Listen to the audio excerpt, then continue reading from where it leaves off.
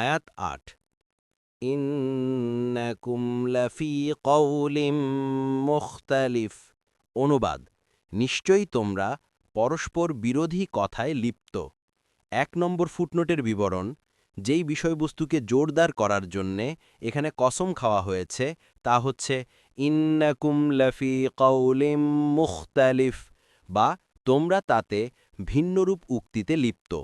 বাহ্যত এতে মুশরিকদেরকে সম্বোধন করে বলা হয়েছে, কারণ তারা রাসূলুল্লাহ সাল্লাল্লাহু আলাইহি ওয়াসাল্লামের ব্যাটারে বিভিন্নরূপ উক্তি করত এবং কখনো উন্মাদ, কখনো জাদুকর, কখনো কবি ইত্যাদি বাজে পদবি সংযুক্ত করত।